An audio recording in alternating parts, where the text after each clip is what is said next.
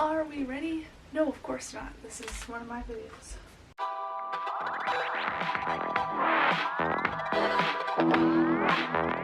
You know, I always make my bed to look really nice, and then I always sit in the way so you can never see it. It looks nice, trust me. Anyways, this is a February wrap-up. I read a grand total of 5 books, but you're all going to be very proud of me. I'll just say that.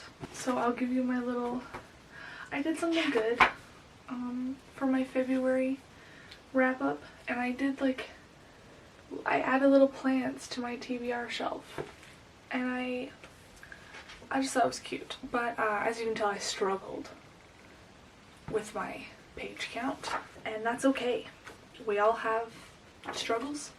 We all just get it done anyways, and I think 5 is a really good number. Last February I only read 3, so like this is a step up.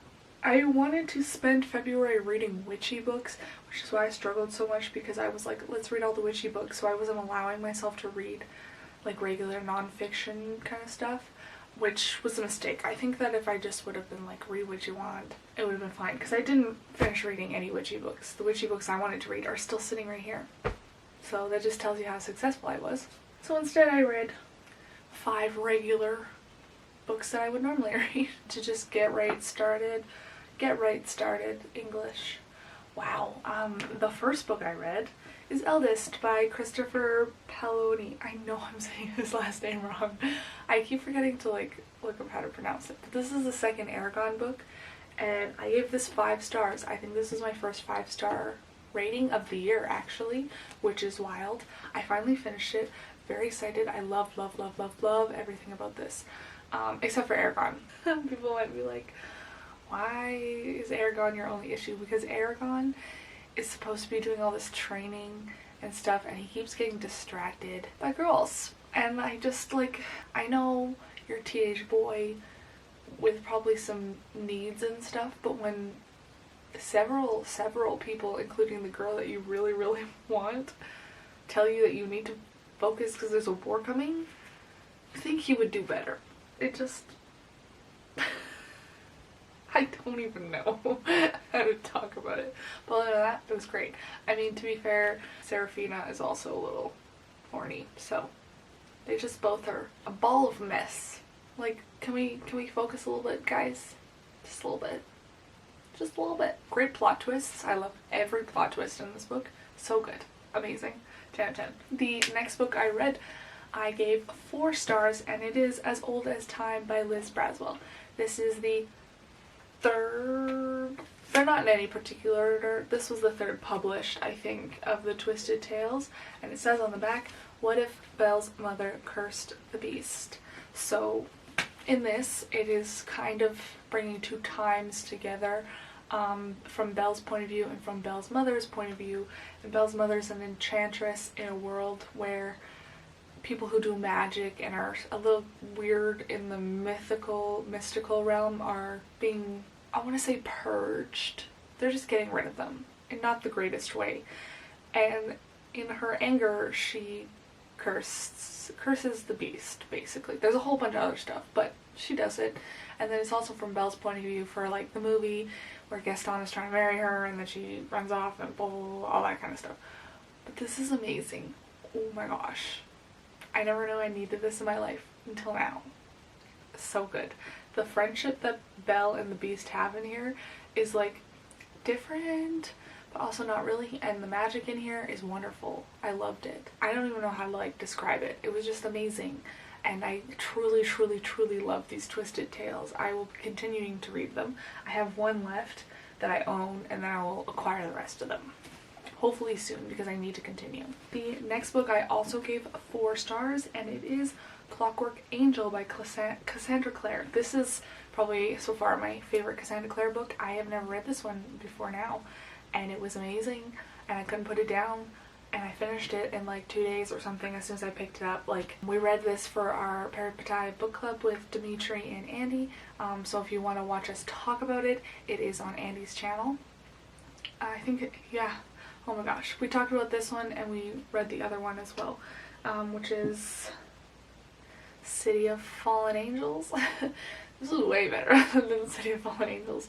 Way better than any of them. I like literally cannot wait to continue. I was gonna be like, I need to read the next book. Please let me read the next book. But I was like, I'll calm down and I'll read it. Because I read this like 2 weeks before Dimitri and Andy did. And I was just like, oh my gosh. I don't think I've ever had somebody actually explain to me what happens in this book. I'm gonna do my best. Tessa Gray comes to England in the 1800s somewhere, I can't remember, from New York to find her brother, and she ends up getting kidnapped by these two old ladies that are not two old ladies basically, and they teach her that she can transform her body because they are bringing her to this other dude. But she ends up getting rescued by Will, and then there's also Jem, and I love everybody. It's really good. This is my motivation to continue with Cassandra Clare. So thank you. And now I understand some of the memes. All the memes. Not all of them, but like, there's memes. The next book I read, which I also gave 4 stars because it was a pretty good month actually, surprisingly, was Aristotle and Dante Discovered the Secrets of the Universe by Benjamin Eller Sens. I looked up how to say it and it's probably still wrong because I cannot pronounce a single thing. I think I need to go to speech therapy. This is really bad. Anyways, this was really good. It was cute. I understand why a lot of people have this as their comfort book. I totally get it. It's just not relatable to me. That's the little button there. Like, it was cute. I really, really liked it. And I will be keeping it, like adding it to my library and whatever. Rereading it ever again? I don't know. But I know that if somebody ever needs this book, needs to read it, I will lend it out to them. And that is why it's a good thing to keep it, because it's very cute. And I did enjoy it. I gave it 4 stars. Like, it was very cute. But it's Dante can swim and Ari can't. And that's how it kind of starts their friendship. And there's another book coming out, and the cover was released not too long ago, and it's very cute, and I will be reading it. I will be picking it up. Like, dang. I am actually really excited for the next one. Their friendship over the summer that blooms into more. I saw somebody on Twitter posted that somebody had reviewed this as a very cute book about friendship.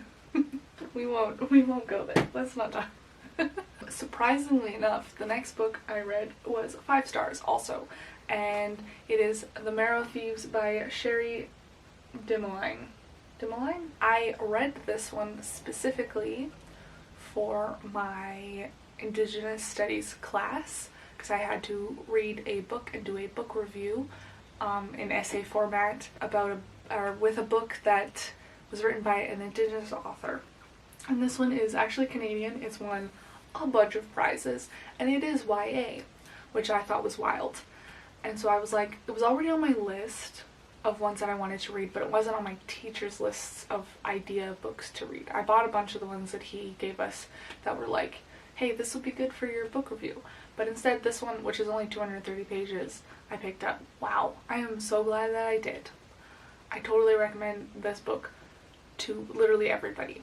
Basically, the concept of this one is it is a post-apocalyptic in the future, like around 2050, I want to say. No, 2070. Global warming caused the world to kind of destroy itself, and in the process, everybody lost the ability to dream, except for the Indigenous people of Canada. And the crazy people who cannot dream anymore take it upon themselves to figure out how to harvest the dreams from the Indigenous. And so the Indigenous go on the run. And I read interviews about like why she wrote this book and did a bunch of research on it and found like a bunch of stuff. So that's why I feel like I appreciate this one a lot more, and I think that everybody should read it. But it's definitely made its way onto my favorite books of the year list because it was amazing. It was so good. The end, you will cry tears of happiness. It is such a cute ending. Oh my gosh. I just want to tell you the ending so bad, but I can't. Surprisingly, this book is also, how do I put this? Not only is it like a dystopian with Indigenous representation from a multitude of different tribes, but it has also got LGBTQ plus rep in here. It's Canadian, which I appreciate so much, and like it literally has everything that you want. Literally everything. So good. I can't even like, wow. Yeah. I listened to the audiobook so I could figure out how to pronounce the words while I was reading as well, which I very much appreciated. But you need to read this. Please, please, please, please read this. So good. And it was only released in like 2018 or something. It only took her a couple of weeks to write this. Amazing. Oh my gosh. I think that was my favorite book of the month. The favorite book of February? This one.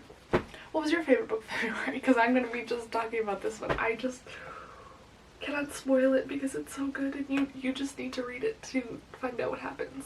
It's worth it, I promise. It's so worth it. But those were the books I read in February. Thank you for coming to me just talking about how much I love the Marrow Thieves. Is there anything else I have to say? I don't think so. What was your favorite book in February? This one is mine, which is wild because like I read both of these and both of these were amazing. But like I cried. I need to stop before I go crazy. Thank you so much for watching this video. I hope to see you all in the next one. Bye!